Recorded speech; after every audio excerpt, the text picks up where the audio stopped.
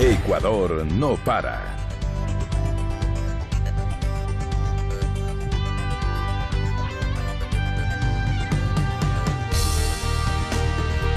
¿Qué tal amigos de Ecuador no para? Bienvenidos una vez más a nuestro espacio de entrevistas. Hoy nos encontramos aquí en el despacho del ministro de Trabajo, Leonardo Berrazueta, para conversar con él acerca de varios temas de interés nacional. Sin duda han sucedido varios acontecimientos relacionados con el tema del trabajo y vamos a revisarlos en esta oportunidad con el ministro. Como siempre, ministro, gracias por aceptar el diálogo en esta ocasión. Muchas gracias, un enorme placer estar en este espacio, muy gentil. Ministro, vamos a comenzar con un tema que es una propuesta justamente del Ministerio con la finalidad de adaptarse a las circunstancias tecnológicas incluso que estamos viviendo en el país y en el mundo. Estamos hablando del teletrabajo, esta opción que tienen bajo el interés privado algunos trabajadores, empleados, de poder sumarse a la oferta laboral. Quisiera que nos expliquen qué consiste y cuál ha sido el impacto, cuál ha sido el interés de los trabajadores y trabajadoras del país. Bueno, vamos a lanzar esta propuesta el próximo 5 de octubre, en un lanzamiento nacional, sobre una reglamentación y una situación jurídica muy particular para que la relación obrero-patronal mejore, sobre todo aquellas personas que hacen su trabajo desde sus casas, desde sus oficinas particulares. En el Ecuador ya partimos con cerca de 15.000 personas que están realizando teletrabajo. El teletrabajo no es otra cosa que lo que haces en tu oficina, lo puedas hacer desde tu casa o desde tu oficina particular o desde cualquier sitio que preste las condiciones tecnológicas. Utilizando la tecnología. Sobre todo el tema del Internet y la predisposición entre trabajador y empleador para que ese trabajo pueda hacerse de otro lado. Con esto, ¿qué logramos? Bajamos contaminación, tenemos una situación de bajar el tema de tráfico en las ciudades importantes como Quito, Guayaquil, Cuenca, por ejemplo, que el tema de estrés y del buen vivir de alguna manera pueda también funcionar para los empleados privados, pero sobre todo necesitamos que se pueda adaptar esta modalidad a los contratos ya existentes. Como decía, partimos con una base de 15.000 personas que ya están realizando este tipo de actividad y nuestra meta es llegar a cerca de 76.000 personas en 2 años que puedan realizar este tipo de actividad. La modalidad laboral, ¿cuál es? Es decir, ¿es un tema de contrato normal? Lo único que impide es que la persona vaya a la empresa, timbre, trabaje las 8 horas. ¿Cómo se va a manejar eso? Esto no es una modalidad contractual nueva en realidad, sino es adaptar una circunstancia de cómo generas o cómo cumples tu trabajo. Tenemos un contrato fijo, un contrato indefinido cualquiera, un contrato que se hace con una empresa. Voy a poner un ejemplo muy puntual. Aquellos desarrolladores de software, por ejemplo, ¿no? Son profesionales contratados por estas empresas de software que te ponen a realizar algún tipo de programa. No es necesario que estés en una oficina. Firmas el mismo contrato. El objetivo del contrato es que tú realices y que puedas desarrollar esta aplicación o este software informático. Pero no necesariamente tienes que hacerlo desde la oficina, sino lo puedes hacer desde tu casa o desde tu oficina particular. Y ahí sí hay cientos de miles de situaciones que pueden darse. Por ejemplo, temas de contabilidad. Hay típico contador o contadora que realiza la actividad en una empresa, puede hacerlo también desde su casa o desde su oficina particular. Temas como el seguimiento y control de calidad, temas de call center, por ejemplo, los bancos, empresas grandes que tienen grandes call center, tú llamas a un número de telefónico y te contesta una persona que te da asistencia a lo que el servicio que brinda tu empresa. Eso no necesariamente puede hacerse desde un edificio donde está la empresa, sino puede hacerse desde otro lado de manera remota, utilizando la tecnología.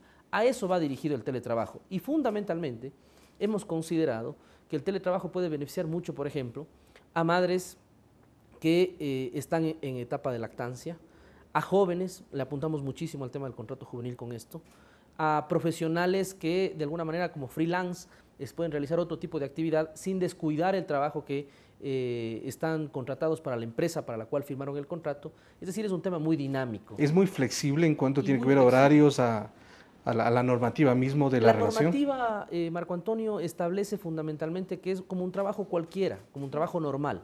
La única diferencia es que tú lo puedes hacer desde tu casa o lo puedes hacer desde tu oficina particular, porque no necesitas de estar físicamente en la oficina. Es un acuerdo con la empresa que no va a timbrar y no va a ir, Es una no va a cláusula asistir. especial en el contrato en donde yo genero una relación laboral y le incorporo una cláusula en donde establezco que esa relación laboral o ese trabajo se lo podrá hacer desde otro lado, cumpliendo metas, cumpliendo los reglamentos internos de la compañía, cumpliendo todos los estándares de calidad que necesita la compañía y, por supuesto, temas de confidencialidad. Obviamente, había que aclarar que esto está para el sector privado. No se lo puede hacer para el sector público. Exclusivamente lo estamos lanzando en este momento para el sector privado. En el caso del sector público estamos realizando un estudio mucho más amplio. Vamos a comenzar con un pilotaje. ¿Y si no se descarta eso? No, para nada. Es la segunda parte del proyecto. Vamos a hacer un pilotaje en el Ministerio del Trabajo justamente a efectos de ir mirando cómo va aplicándose el teletrabajo en el sector público. Posiblemente ya no lo alcancemos a hacer en nuestro gobierno. Posiblemente el nuevo gobierno tendrá la posibilidad de aplicar ya el teletrabajo para el servicio público. Pero en el sector privado es mucho más dinámico, mucho más amplia la posibilidad de aplicación y lo vamos a hacer ya desde el 5 de octubre. La reglamentación ya está en vigencia. La pusimos en vigencia el mes pasado en el registro oficial. Pero el lanzamiento oficial con todas las empresas a las que estamos invitando para hacer la firma del Pacto por el Teletrabajo, donde Ecuador teletrabaje, donde Ecuador entienda que hay que romper ciertos esquemas en donde la gente no precisamente tenga que hacer su trabajo en la matriz de la oficina, sino que pueda realizar su trabajo en otro sitio. Contaminamos menos, utilizamos menos el vehículo, generamos una situación de armonía en el hogar. Claro, tú no puedes teletrabajar en pijama, claro. Tienes que efectivamente cumplir estándares de calidad, por supuesto, y eso todo está establecido en un reglamento, pero generas una situación más armónica en tu familia, contaminas menos, la empresa gasta menos en costo de luz, de agua, de teléfono, todo lo que implica la misma provisión de materiales y de provisión de materiales de oficina. Todo eso hace de que puedan generarse ahorros importantes. Las empresas con las cuales ya hemos contactado, Marco Antonio, están muy contentas con el proyecto que estamos ¿Cuáles son las empresas? Sobre todo las empresas de software con las cuales hemos hecho un especializado en el tema técnico. Fundamentalmente, pero sobre todo creo que el acompañamiento a una realidad que ya vive el país debía ser normado y el teletrabajo en este momento es una situación que va a ayudar y aliviar muchísimo a que puedan incrementarse plazas de trabajo, a que pueda precautelarse las plazas de empleo que ya existen en el país. Partimos, como te decía, en una base de 15.000 personas que ya están haciendo teletrabajo en el país y nuestra meta es llegar a 76.000 personas en los próximos 2 años. A propósito, usted estuvo en Colombia hace un par de meses aproximadamente y allí firmó un pacto con Colombia, con su similar, sobre este teletrabajo. ¿Cómo se desarrolla esto en Colombia? ¿Cuál es la experiencia que tienen ellos y en qué medida eso ayuda un poco a consolidar la idea en el Ecuador?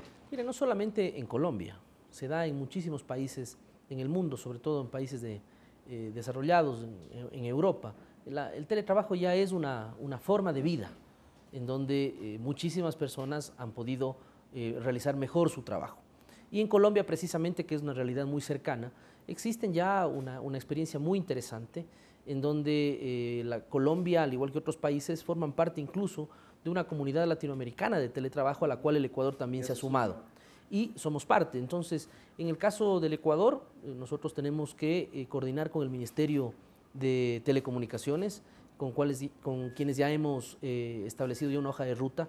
Y hay varias aristas, como las hay en Colombia también, que las estamos aplicando en el Ecuador. Por ejemplo, hemos conversado con el Ministerio de Justicia para que se pueda aplicar teletrabajo a las personas privadas de libertad en ciertos centros de rehabilitación social en el país, arrancando como un pilotaje.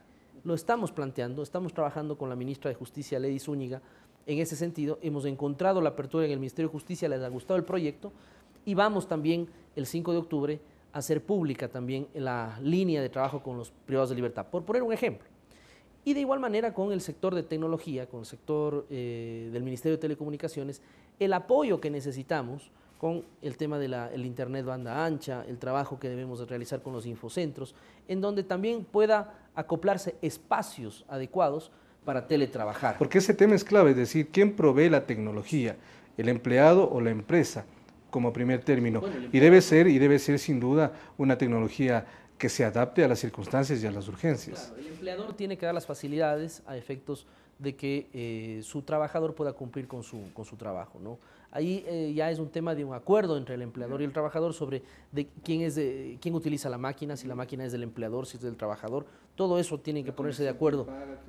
Precisamente todo eso debe ir recogido en el contrato de trabajo, en esa cláusula especial sobre el teletrabajo. Así que esta es una iniciativa innovadora, es una iniciativa que no es nueva en América Latina, que ya está aplicándose en otros países, pero que a la realidad ecuatoriana le viene muy bien en las actuales circunstancias, en donde tenemos una reactivación económica en este segundo semestre, donde el precio del petróleo ya comienza a subir, donde los depósitos han incrementado, donde ya existen líneas de crédito.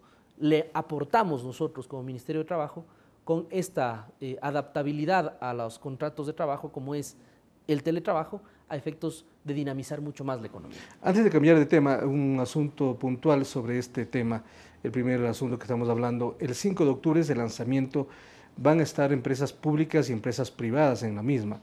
Es decir, se va a presentar ya la oferta al país. Así es, el 5 de octubre lo vamos a hacer en un hotel de la ciudad de Quito, a efectos de convocar a todos los sectores empresariales para que puedan conocer con detalle cuál va a ser la modalidad y la reglamentación y la normativa que va a regir el teletrabajo, cómo va a funcionar, cómo desde el Ministerio de Trabajo lo vamos a controlar, que no es ningún misterio. Directamente nuestros inspectores de trabajo harán la misma inspección que la hacen con cualquier tipo de contrato, pero sobre todo el impulso que le vamos a dar desde el Ministerio de Trabajo a que las empresas privadas sean las que apoyen y acojan esta adaptabilidad contractual como es el teletrabajo. Si no tenemos el apoyo de la empresa privada, este proyecto fracasa. Por lo tanto, queremos comprometerles en una gran firma de un gran acuerdo nacional en donde Ecuador teletrabaja.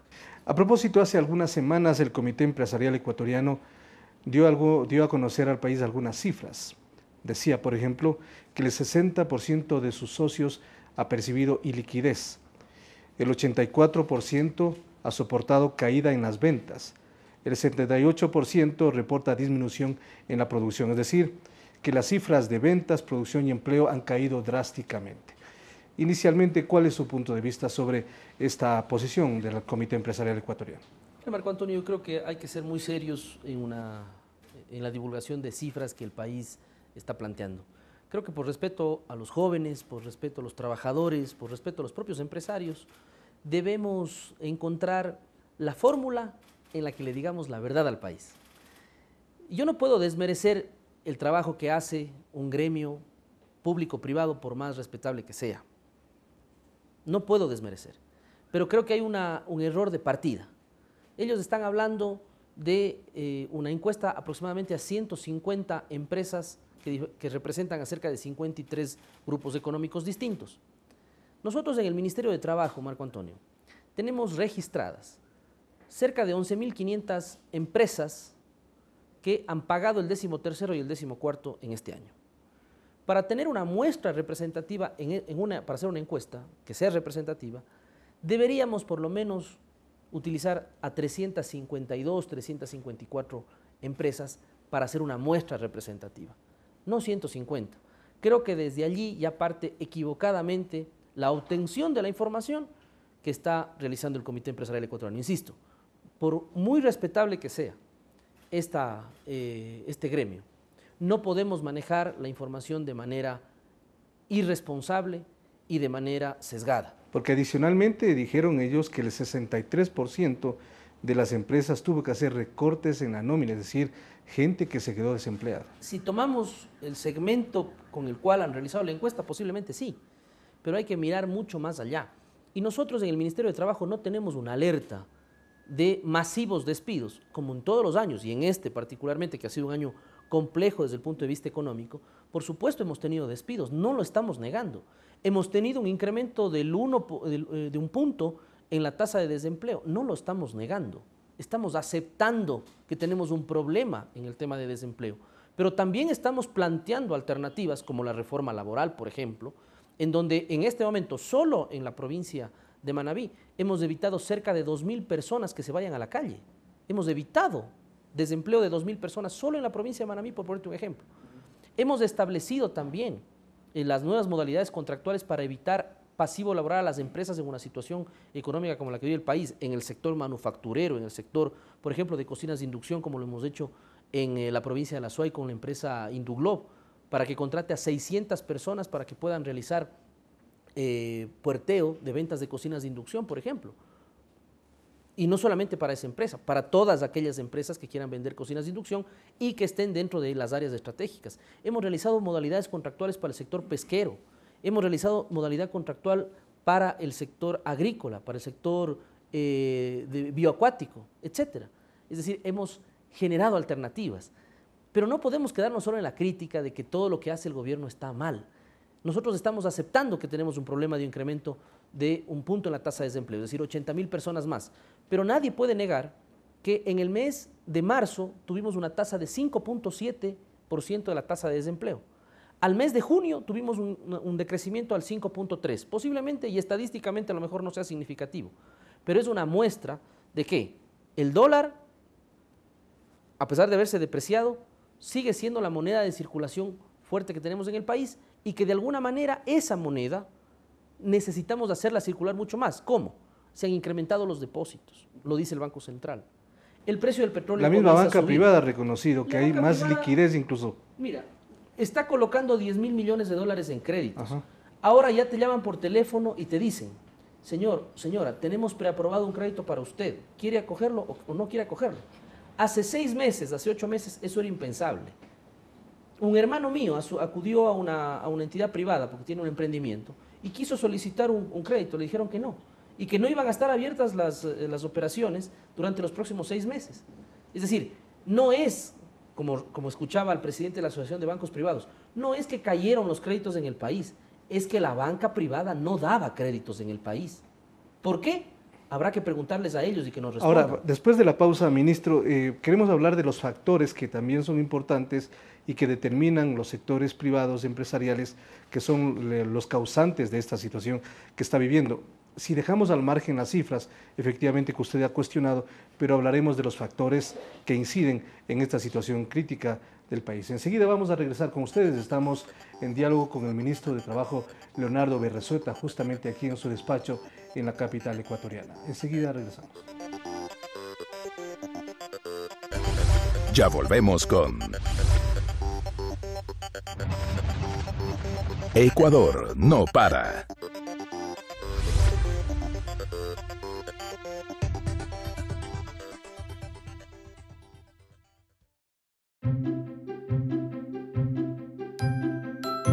La belleza del Ecuador no está solo en sus monumentos, en sus montañas, en sus costas, en su Amazonía, con sus atractivos turísticos o en sus experiencias únicas. Está en tu alegría, en tu calidez y honestidad, en la forma cariñosa de recibir a los turistas y en tu hospitalidad. Así convertimos al Ecuador en potencia turística, porque su belleza está en la gente. La Agencia Andes, la primera agencia de noticias del Ecuador, te invita a conocer su agenda diaria informativa con la actualidad política, económica, deportiva y cultural de nuestro país. Ingresa a www.andes.info.es, donde podrás disfrutar de nuestros reportajes especiales, fotografías de todos los rincones del país y demás productos audiovisuales. Sigue nuestras noticias en Facebook, Twitter, YouTube y Flickr. Agencia Andes, la primera agencia de noticias del Ecuador. Continuamos con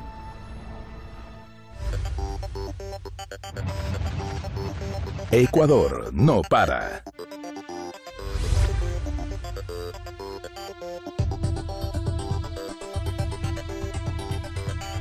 Seguimos aquí con el ministro de Trabajo, Leonardo Berresueta. Habíamos hablado en la primera parte respecto al punto de vista del Comité Empresarial Ecuatoriano y las cifras que ellos dieron en base a encuestas de sus empresas. Pero si dejamos a un lado las cifras, hablemos de los factores o las razones por las cuales ellos consideran que la situación es crítica. Por ejemplo, la falta de liquidez, la incertidumbre, la desconfianza, el incremento de los costos, el pago de los impuestos y las restricciones comerciales, según desprende de su análisis. Las restricciones comerciales han sido una política exitosa del gobierno en relación al tema de las salvaguardias, por ejemplo. Vaya a ver a usted al empresario de Ambato o de Píllaro que hace zapatos o pantalones, ¿no? Es decir, hemos dado empleo y hemos generado producción también en estos sectores. Y ha sido importante además las salvaguardias para que no se nos salgan los dólares del país en una situación compleja. Nadie va a estar de acuerdo en su totalidad con las políticas propuestas por el gobierno, menos todavía aquellos a los cuales de manera directa les afecta. Pero tenemos que pensar en la aplicación de política pública de manera general, por el bien común. Y eso es muy difícil a veces de aceptar. Más todavía cuando estamos en una época preelectoral como la que estamos en este momento, en donde vemos pues evidentemente que muchos de los dirigentes empresariales, pues no digo todos, pero sí la gran mayoría, tienen ya una preferencia electoral. Es evidente ver a ciertos dirigentes empresariales en Guayaquil sobre todo, que ya toman posiciones políticas y está bien, es su derecho, pero no podemos sobre la base de esa preferencia electoral perder el norte y perder la objetividad de lo que está pasando. ¿Pero estos factores existen o no? Mire, yo creo que para nadie es desconocido, Marco Antonio, que el país vive o ha vivido uno de los peores primeros semestres de la última década. Es decir, ha sido muy complicado y no ha sido responsabilidad del gobierno en la caída del precio del petróleo. Yo escucho a ciertos analistas que dicen, por ejemplo, de que la caída del precio del petróleo es responsabilidad del gobierno. Esa es la muletilla que están utilizando la derecha en toda América Latina. Lo mismo dicen en Brasil, dijeron en su momento en Argentina, en Venezuela, en Bolivia, lo dicen también en el Ecuador. No es responsabilidad del gobierno ecuatoriano la caída del precio del petróleo. Somos un país petrolero y dependemos muchísimo del presupuesto. El presupuesto depende muchísimo del precio del petróleo. Pero también es cierto que a pesar de haber tenido esa caída del precio del petróleo, nuestra tasa de desempleo es una de las más bajas de América Latina. Y por supuesto que el tema de los factores adicionalmente que toca el Comité Empresarial Ecuatoriano, como el tema de impuestos, por ejemplo, puede ser complicado para ciertos sectores. Claro, porque ahora en el Ecuador cobramos impuestos. No pretendemos seguir solapando la evasión tributaria, como era hace mucho tiempo atrás. Hoy el Ecuador tiene cultura tributaria, los ecuatorianos tenemos cultura de pago tributario de nuestros impuestos y por supuesto creo que con eso se ve clarísimamente reflejado las obras que hemos hecho a lo largo y ancho del país. Por lo tanto, creo que para ellos, por supuesto, van a haber algunas condiciones en las cuales no sea lo más beneficioso para su sector, pero tenemos que pensar en el bien común, tenemos que pensar en todos los ecuatorianos. Ahora, la más fácil, perdóname, con eso termino la idea, ahora la más fácil es ir a la propuesta del candidato Banquero, que dice que lo que hay que hacer para tener un país más competitivo es bajarle los salarios a los trabajadores. Ya nos dio un feriado bancario en el 99. No esperemos o no permitamos de que en el 2017 nos dé un nuevo feriado salarial. Eso en el Ecuador no puede volver a pasar. Ahora, dos temas que tienen que ver entre sí, y usted de alguno ya lo ha mencionado. La tasa de desempleo en Ecuador sigue siendo una de las más bajas en la región. Y en comparación con el salario, ¿cómo está la situación del salario en el Ecuador en comparación también a la tasa de desempleo? Mira, aquí tenemos un cuadro, no sé si puede ver aquí, pero nosotros en el Ecuador estamos con la tasa de desempleo a junio del 2016 en 5.3%. Mira lo que pasa, por ejemplo, en Brasil. Tenemos una tasa del 11,18% de desempleo. En Colombia 10.14, en Uruguay 8 puntos, en Perú 6.98, en Chile 6.35 y nosotros en marzo tuvimos una tasa de 5.71. Y bajó a 5.3 ahora. 5.3. Y evidentemente eso hace establecer de que para nosotros la situación económica sea una situación y una preocupación permanente. El salario básico de los ecuatorianos es uno de los más altos de la región, creo que es el segundo más alto de América Latina, luego de Argentina. O de Sudamérica. De Sudamérica. Es el segundo salario más bajo, más alto, luego de Argentina. Y por supuesto, para nosotros siempre ha sido una preocupación que el tema del salario vaya en función de la inflación, vaya en función del tema del costo de la vida, pero también vaya en función de la realidad económica que vive el país. Y en función de la canasta básica. Claro, y en función de la canasta básica, que ya cubre en un 104% más el salario, porque no solamente es el salario, sino el salario y todos sus componentes. Y además, en el caso del salario ecuatoriano, tomamos en cuenta de que 1.6 perceptores por familia recibe un salario básico unificado, lo que te permite hacer el cálculo sobre el costo de la canasta básica por familia. Pero para nosotros es clave y vital de que ese salario no pueda bajar. Y la propuesta que están haciendo ciertos candidatos en estos momentos en el Ecuador es que bajemos los salarios, que reduzcamos los impuestos, pero reduzcamos los impuestos a los que más están pagando. No están diciendo toda la verdad, ni están planteando toda la propuesta. La propuesta de ciertos candidatos es que bajemos los impuestos, pero para los que están pagando más, no para los más pobres. Pero eso como los promesa, más pobres quieren subir los impuestos. Claro, como promesa electoral, pero ¿es viable o no es viable, por ejemplo, una reducción de salarios en el Ecuador? Es absolutamente inviable. Los derechos de los trabajadores son irrenunciables. Así reza nuestro Código de Trabajo desde hace más de 60 años. Para nosotros es vital que el salario en el Ecuador no se reduzca en un solo dólar. Y lo que está proponiendo el candidato Guillermo Lasso es que ese salario se reduzca. Nos quiere hacer otro feriado salarial. Alerta, ecuatorianos, porque si tu candidato te habla que te va a reducir el salario, no solamente tienes que cambiar de candidato, tienes que cambiar de canal, tienes que pedir al candidato que se retire por poco. Pero no podemos sacrificar el salario de los ecuatorianos. Los propios candidatos de la derecha, como Cintia Viteri, han atacado esa posición del candidato Guillermo Lasso sobre bajar el salario. Es inviable entonces esa situación. Y el tema de los impuestos, la revisión y la posibilidad de hacerlo. Yo creo que en este país es uno de los países que menos impuestos tiene en toda América Latina. El presidente lo ha dicho en varias ocasiones. La presión tributaria que tiene el país está por debajo del promedio de la presión tributaria de todos los países en América Latina. Es decir, no es que en este país hay demasiados impuestos, es que se cobra adecuadamente. Y eso le duele a cierta clase elitista que durante muchos años, en la época de las barcazas de diésel, en la época en donde el petróleo solamente se manejaba en ciertos hoteles de la capital de la República, los contratos, para esas élites ahora les hace difícil pagar, porque no podemos permitir en este país que exista evasión tributaria. El Servicio de Rentas Internas ha hecho un trabajo importantísimo sobre la base de cobrar los impuestos y evitar lo que durante muchos años en este país ha sucedido, que es la evasión tributaria. Ministro, en otro tema, respecto a la Ley Orgánica para la Promoción del Trabajo Juvenil, regulación excepcional de la jornada de trabajo, cesantía y seguro de desempleo. ¿Cuáles han sido los resultados? ¿Cuántas empresas se han ajustado a estas horas de trabajo? ¿Cuántas personas se han acogido al mismo? Mire, nosotros tenemos un dato muy importante.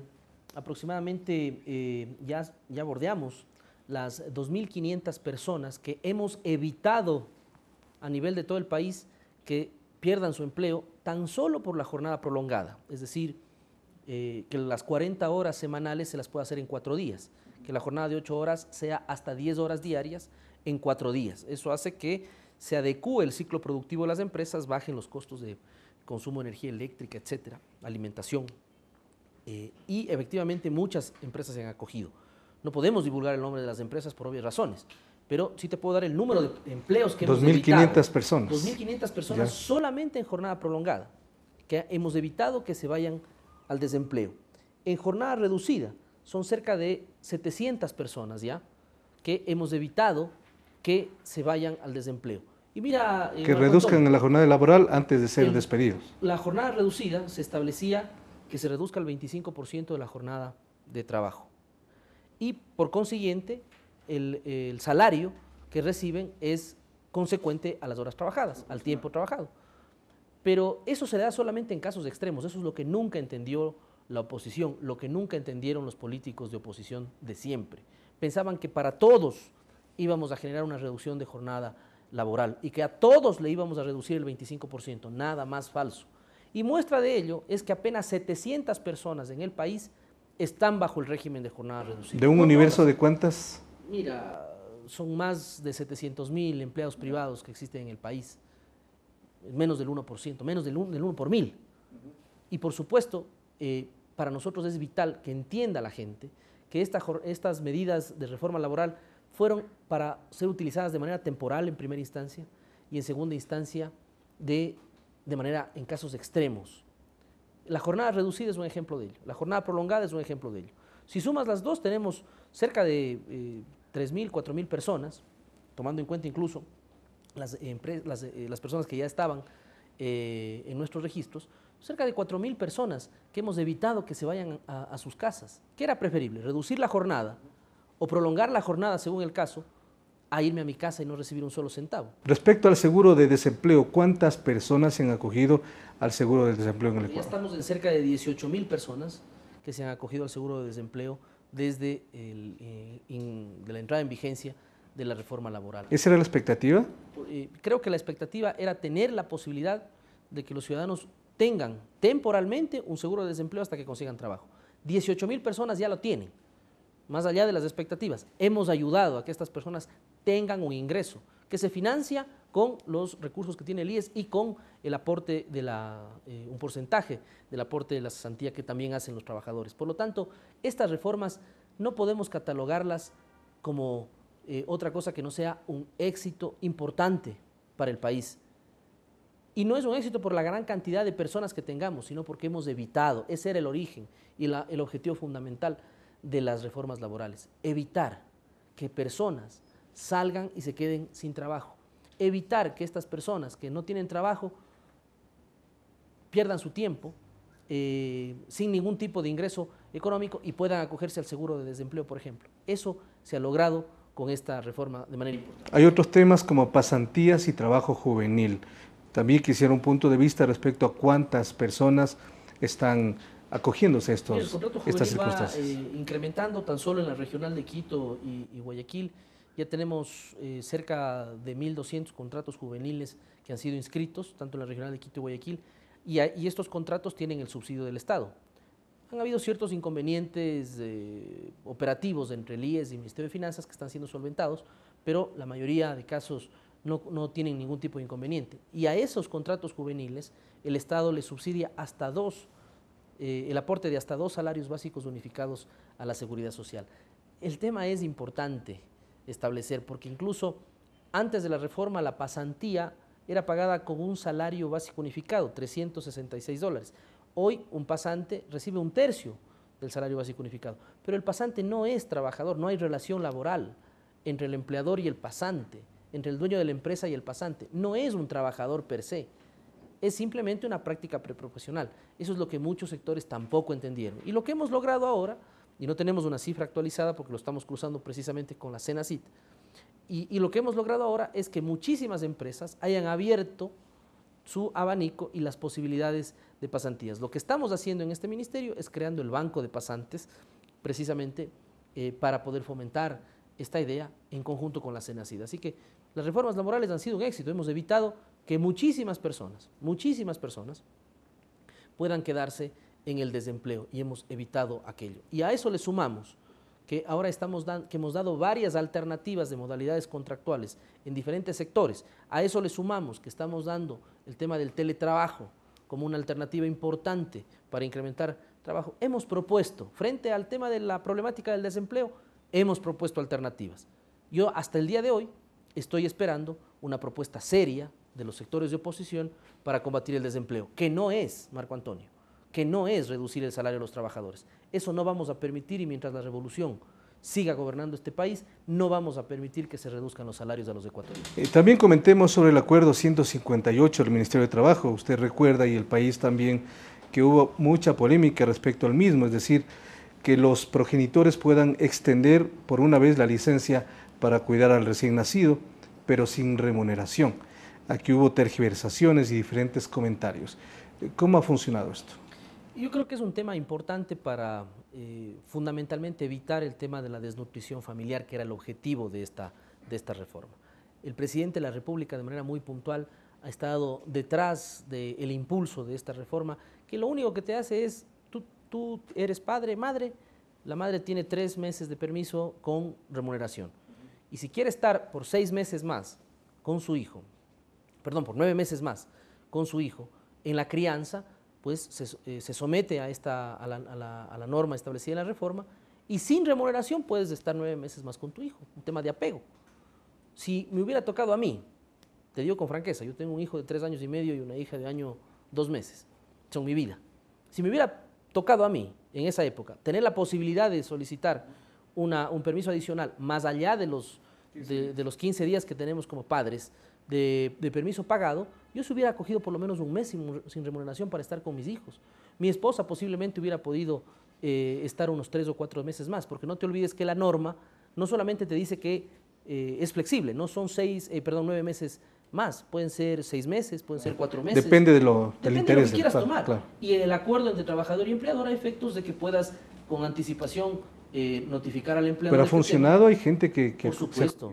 No tenemos cifras actualizadas, Marco Antonio, pero lo que te puedo decir es que muchísimas personas han solicitado información al respecto al Ministerio de Trabajo y esa información es registrada en el Instituto Ecuatoriano de Seguridad Social de igual manera y nosotros como Ministerio de Trabajo le damos el seguimiento. Estamos cruzando la información con el IES, pero yo calculo que cerca de unas 2.000 personas en el país ya se han acogido a este beneficio de manera puntual. Insisto, no es una información actualizada, pero yo te podría decir que al menos 2.000 personas en el país ya se han acogido a este beneficio. En líneas generales, entonces, las reformas planteadas, las reformas laborales que se plantearon a través de las enmiendas en diferentes circunstancias, ¿han sido exitosas para usted? Son exitosas, nos han permitido evitar que miles de personas se queden en el desempleo. Le hemos dado una alternativa al sector productivo para prolongar la jornada o para reducirla en casos extremos.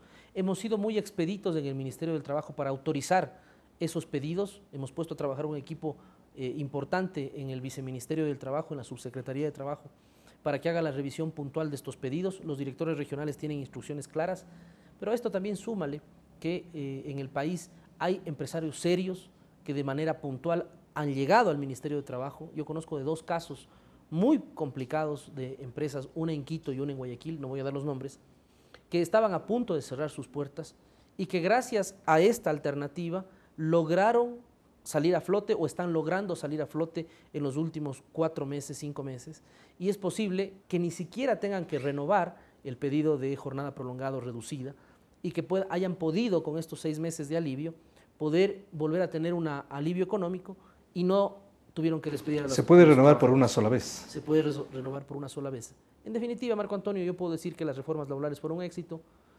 total, a pesar de que ciertos sectores en el país no quieren reconocer que las políticas planteadas por el gobierno ecuatoriano han evitado que la tasa de desempleo se incremente y al contrario vamos viendo cómo de alguna manera comienza a reducir esa tasa.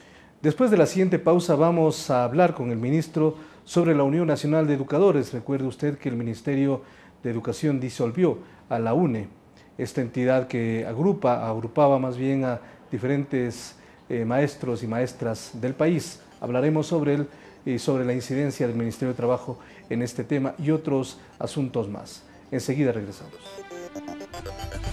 Ya volvemos con Ecuador no para.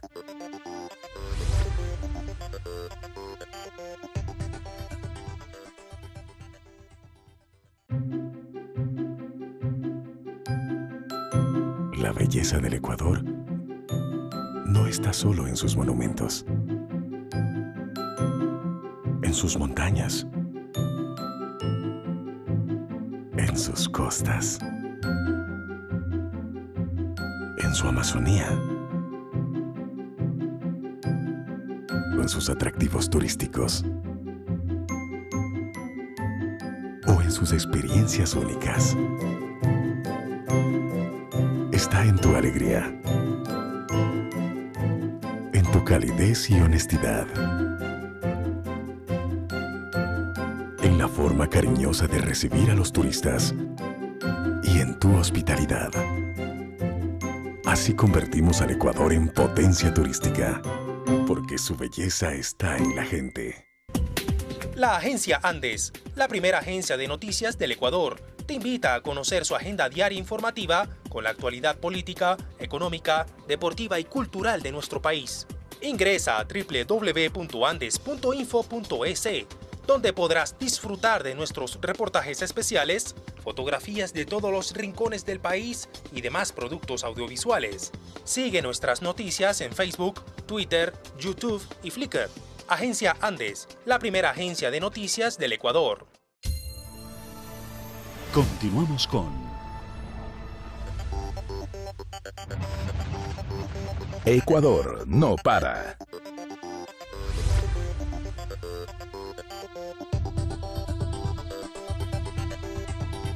El Ministerio de Educación disolvió la Unión Nacional de Educadores. La UNE fue disuelta por incumplir artículos 18 y 22, numeral 7, del Reglamento para el Funcionamiento del Sistema Unificado de Información de las Organizaciones Sociales y Ciudadanas. La Unión Nacional de Educadores pidió apoyo a la Organización Internacional del Trabajo. Y este es el punto que queremos abordar, ministro. ¿Cuál es su reacción respecto a la posición que adoptó la UNE después de haber recibido ya la notificación del Ministerio de Educación y en qué circunstancias se encuentra este momento? Bueno, primero hay que mencionar que nuestra relación con la Organización Internacional del Trabajo siempre ha sido cordial, siempre ha sido amable y hemos tenido muchísima coordinación con ellos en varios proyectos que hemos emprendido en el Ministerio del Trabajo, como el Inspector Integral 2.0, ahora estamos trabajando con ellos en el tema de teletrabajo y en otros temas más, no solamente con el Ministerio del Trabajo, sino también con el Instituto Ecuatoriano de Seguridad Social y con otras entidades gubernamentales. Hay una muy buena relación con la OIT y evidentemente toda persona tiene derecho a reclamar a las instancias nacionales e internacionales a las que considere pertinente. Lo otro es que tenga la razón. Y la Organización Internacional del Trabajo ha presentado una carta al presidente de la República en la que expresa su preocupación por lo sucedido con la UNE. El criterio de la OIT no es vinculante y en este sentido no es que ha pedido el reingreso o la reinscripción inmediata de la UNE. ¿Rechazó o no? Lo que en este sentido debemos decir nosotros es que como gobierno ecuatoriano tenemos que decirle la verdad a la OIT. Y la verdad es que la Unión Nacional de Educadores nunca se ha afiliado o nunca se ha registrado en los archivos del Ministerio del Trabajo. Nunca se inscribió la UNE como sindicato en el Ministerio del Trabajo.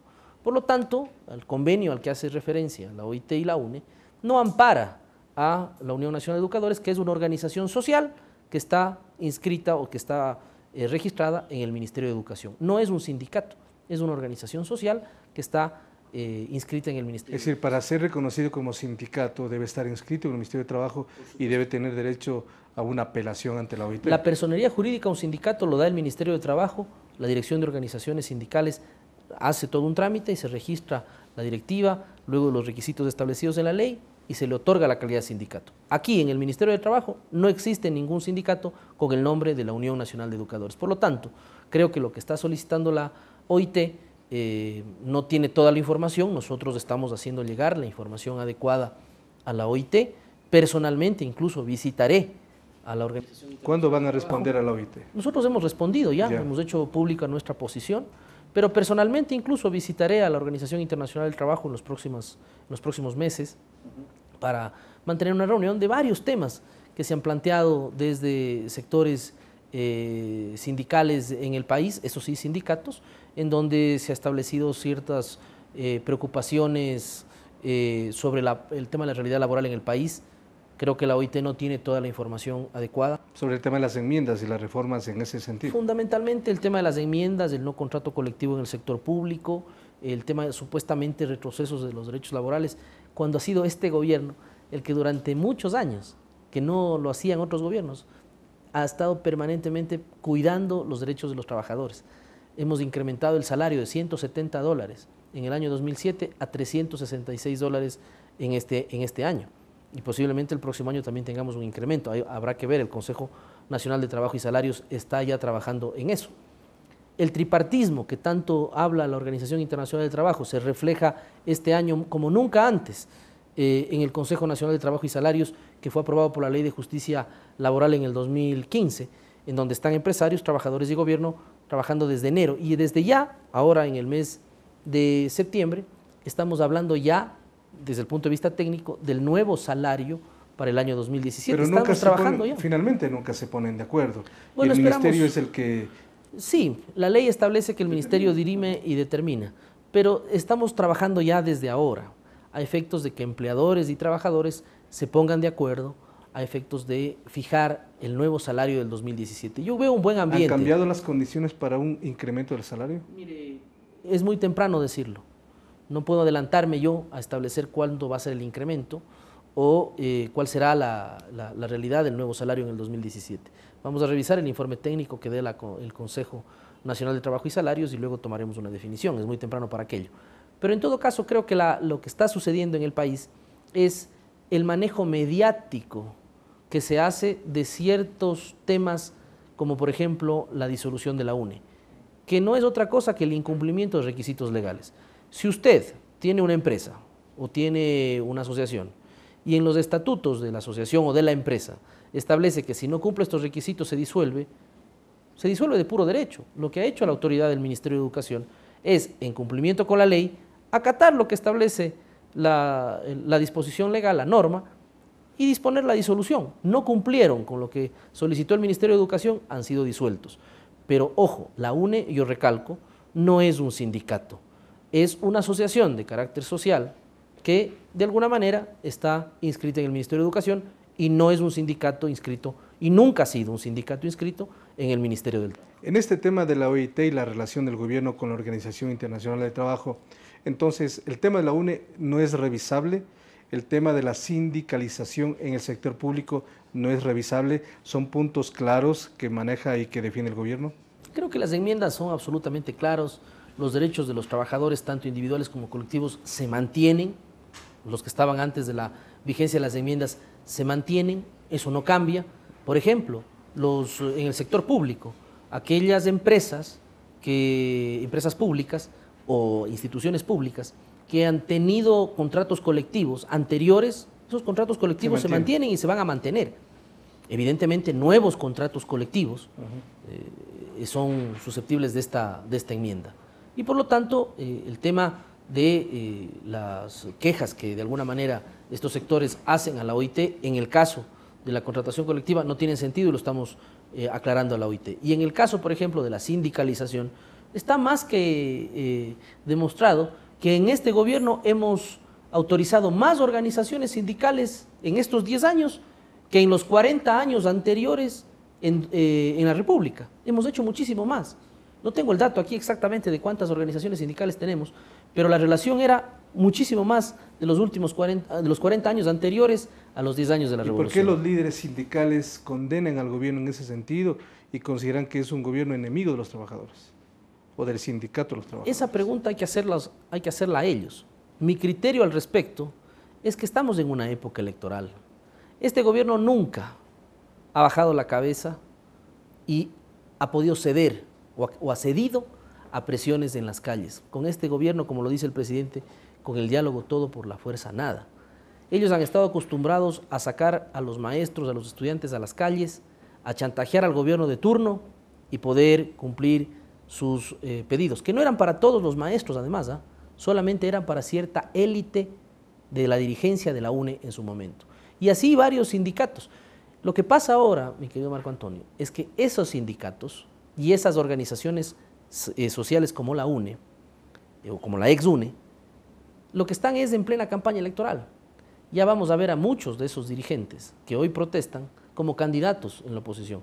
La mala noticia para ellos es que veo que no se ponen de acuerdo tampoco, porque vemos una dispersión enorme en la oposición, en varias organizaciones de oposición, organizaciones políticas, hay demasiada dispersión y atomización. Pero ya no le inquieta en este momento al gobierno el anuncio de marchas, movilizaciones, paros, huelgas que hacían estos sectores. Mire, yo creo que siempre es importante tener claro cuál es la dimensión de las manifestaciones. Y hemos visto que en los últimos años y en los últimos meses, la convocatoria que han tenido ciertos sectores como el FUT, como el Parlamento Laboral, como el Frente Popular, como la misma UNE, la convocatoria que han tenido en las calles ha sido muy pobre. La respuesta a eso debería darnos los dirigentes de estas organizaciones, el por qué han perdido ese poder de convocatoria. La respuesta es muy sencilla, porque se oponen a todo lo que plantea el gobierno y sus agremiados saben que han recibido beneficios de las políticas de este gobierno. O nos olvidamos cuánto ganaba un maestro hace tantos años y no sabemos cuánto gana un maestro hoy. O nos olvidamos cómo era el tema del salario de los médicos y la situación en la que los médicos trabajaban anteriormente en esos hospitales de manera precaria y cómo es hoy. Yo no voy a decir lo que todo el mundo ya sabe, que la educación y la salud en este país están mejor. Y no voy a volver a repetir lo que todo el mundo ya sabe, que los salarios hace 10 años son diametralmente menores a lo que son ahora y que hemos defendido los derechos de los trabajadores. Pero es la manipulación perversa que hacen estos dirigentes o estos pseudo dirigentes de querer manejar todavía, ahí sí, como si fuera una manada, a sus agremiados para llevarlos a una protesta en función de sus propios intereses. Ahí están los dirigentes que salían a las calles como Carlos Pérez Guartambel, precandidato presidencial en Pachacuti. Ahí está Lourdes Tibán, la misma historia. Y otros dirigentes más, Salvador Quispe. Vamos a ver a la gente del Frente Popular hoy en el Acuerdo Nacional por el Cambio. Tienen todo el derecho de hacer política. Lo que no tienen derecho es a mentirle a la gente, a manipularle y a utilizar esa desesperación que podrían llegar a tener cierto sector, ofreciéndoles arreglar las cosas y poniéndoles en contra del gobierno. Eso no tienen derecho. Ministro, abordemos el tema de la aplicación de este sistema denominado Inspector Integral 2.0. ¿Cuál es el objetivo, cómo funciona y cómo se está realizando? Mira, esto es un tema que también es innovador. Hemos podido detectar, cuando llegamos al Ministerio en noviembre del año pasado, ya va a ser casi un año que estamos al frente del Ministerio, hemos detectado, por ejemplo, que las inspecciones que hacían nuestros 140 inspectores a nivel de todo el país se centraban únicamente a la información que el Ministerio del Trabajo tenía. Es decir, llegaba un inspector a una empresa y te decía, señor, usted no está pagando el décimo, no ha inscrito su contrato o tiene multas pendientes con el Ministerio del Trabajo. Pero no tenía ese inspector información adicional, como por ejemplo, cómo está la situación de esa empresa en la Superintendencia de Compañías, cómo está la situación de ese empleador en el SRI, por ponerte un ejemplo, en el registro civil, la situación, la información, la base de datos del registro civil, etc.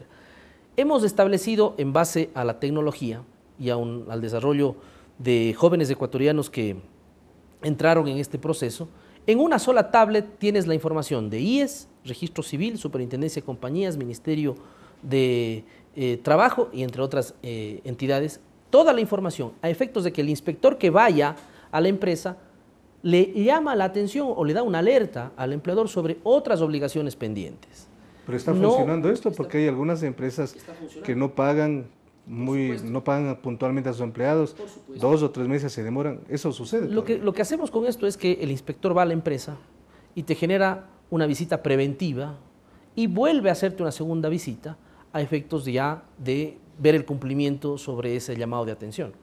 Evidentemente hay muchas empresas que no están cumpliendo con sus obligaciones y estamos partiendo, con la base de datos que tenemos, estamos partiendo las inspecciones en esas empresas. Si incumplen, ¿qué sucede? Bueno, hay las multas establecidas en el Código del Trabajo, ¿no? El no pago de los décimos, por ejemplo, a sus trabajadores, el no pago de utilidades, el no pago oportuno de sueldos, el no cumplimiento de sus obligaciones como empleador, tiene consecuencias que están establecidas en el Código del Trabajo, como las multas pecuniarias. Lo que queremos nosotros es que el inspector del trabajo, en definitiva Marco Antonio, no se convierta en un inquisidor, sino que se convierta en un mediador entre la relación obrero-patronal. Eso no quiere decir que el inspector, cuando le corresponda sancionar, sancione, y sancione drásticamente. Pero evidentemente hay muchísimas, y la mayoría, de empresas y empleadores, personas naturales o jurídicas, que son empleadores de buena fe y que tienen problemas de buena fe. ¿Por qué vamos a caer con el machete o con el hacha de manera directa cuando podemos hacer una preventiva y decir que en 8 días regreso, solucione y solvente este problema? Para eso es el Inspector Integral 2.0. El inspector no podía tomar esa decisión porque no contaba con la información en su mano. ¿Y están ya capacitados para eso? Todos los 140 inspectores en el país tienen su tablet, fueron capacitados, la información está cargada allí. Y además un tema importante, el inspector, cada uno de los 140, establece un cronograma, Marco Antonio, y dice, esta semana yo voy a visitar en la ciudad del Puyo tantas empresas o tantos empleadores. Y eso carga el sistema. Aquí en Planta Central y en la oficina correspondiente hacemos el seguimiento de que se cumple ese calendario y te salta una alerta si ese inspector no cumplió con esa inspección. Por lo tanto, es un sistema que también nos ayuda a nosotros a hacer un seguimiento sobre el cumplimiento de las obligaciones de los inspectores. Inspector que no está saliendo a hacer inspecciones, pues simplemente también es motivo de una sanción. ¿Y esas visitas obedecen a denuncias en contra de las empresas o simplemente una planificación que se hace desde el ministerio? A las dos cosas. Primero, la planificación que hemos hecho, como te digo, hemos partido en las visitas a las empresas que incumplen, que están con mayor incumplimiento. Con ellas hemos arrancado las visitas. Pero también hemos recibido varios temas de denuncias y que les incorporamos a este agendamiento que se hace en el cronograma que tiene el sistema. Es una herramienta vital para las inspecciones y estamos teniendo resultados importantes. Por ponerte dos casos, uno que tuvimos, sobre todo uno que tuvimos en Guayaquil, de una empresa que venía con permanentes incumplimientos. El inspector fue a hacer la inspección y pidió a esta empresa que en 8 días solvente todo y le comentó todos los incumplimientos que tenía en el registro. En 8 días regresó el inspector y faltaba un tema solamente por solventar. Los otros temas, creo que eran como 7 u 8 temas, habían ya sido solventados. Faltaba uno, que era un tema con el SRI. Incluso el ministerio pudo ser de mediador para que el SRI pueda dar las facilidades para el cumplimiento de esa obligación. Pero en temas laborales, esa empresa tenía todo al día.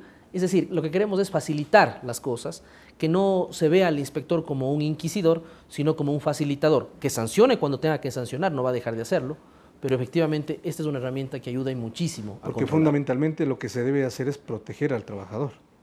Eso es lo primero. Pero mira, yo creo que aquí debemos ser claros en esto. No podemos utilizar la potestad que le da la ley al inspector del trabajo para sancionar permanentemente al empleador en defensa del trabajador. Sí hay que hacerlo, hay que sancionar, no digo que no, pero muchas veces, ¿qué es mejor? ¿La zanahoria o el garrote? Yo creo que en este sentido el inspector integral 2.0 es la zanahoria para que cumplan sus obligaciones los empleadores. Y por supuesto, esta herramienta evita sanciones al empleador y evita que ese empleador le incumpla al trabajador. Todos ganamos. El empleador no es sancionado, el trabajador está con sus derechos. Antes, ¿cuál era la lógica? Solo sanción, solo la aplicación de multa. Claro, el trabajador recibía fundamentalmente sus haberes y el cumplimiento de las obligaciones del empleador, pero la relación obrero-patronal ya se veía distorsionada y se veía friccionada. Con esto queremos implementar una nueva lógica de lo que son las inspecciones a nivel de las empresas y de las personas naturales y jurídicas. Estamos llegando ya al final. ¿Cómo está funcionando la red socioempleo en el Ecuador? Yo creo que es uno de los grandes éxitos de este gobierno, la red socioempleo. La red socioempleo, creada por el presidente de la República y apoyada por todos los ministros de trabajo que ha tenido este gobierno, el gobierno de la Revolución Ciudadana, ha sido un éxito. Por darte datos de este año, hemos colocado a más de 15.000 personas este año a través de la red socioempleo en todo el país. Más de 15.000 personas. Si decimos que un punto, por cada punto que nos incrementa el desempleo son 80.000 personas, 15.000 personas hemos colocado de lo que va del año. De lo que va del año, vamos a ver el corte de este año cómo nos va. Pero en relación al mismo periodo del año pasado, entre enero y agosto del año pasado, del 2015, hemos incrementado en un 40% las colocaciones. ¿Cómo lo hemos hecho? Con la asociación público-privada.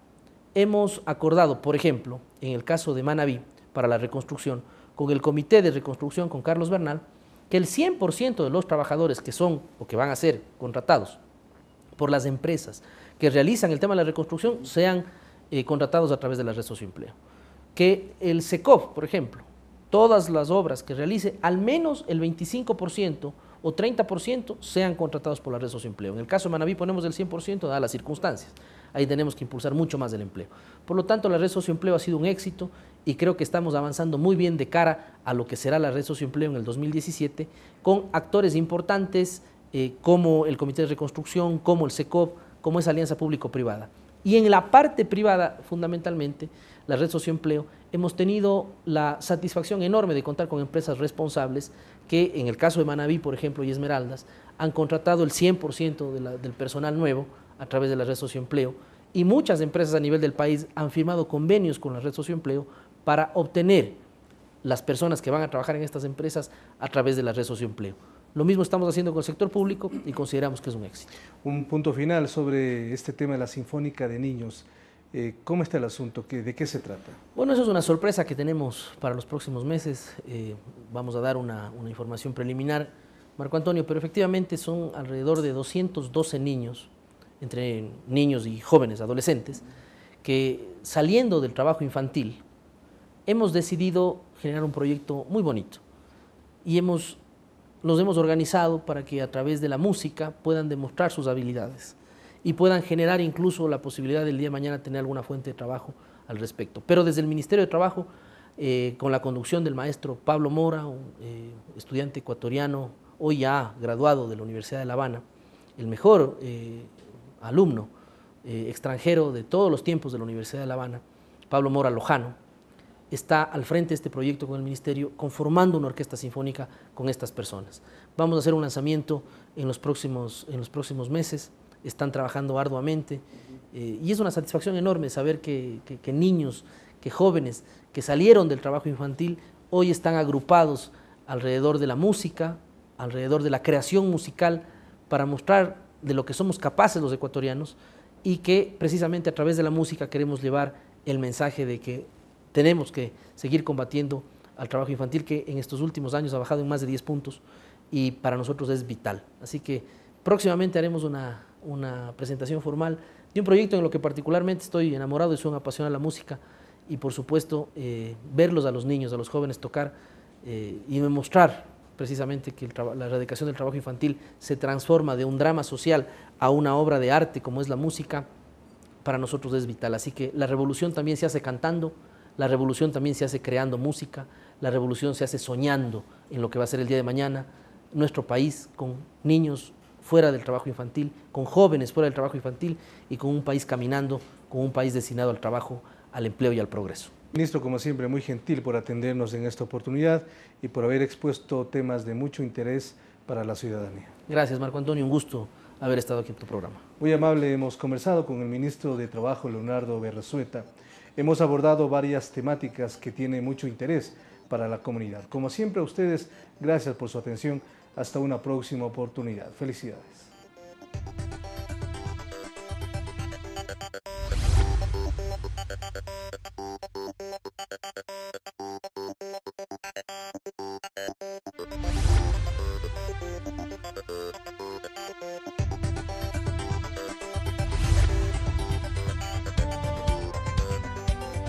Ecuador no para.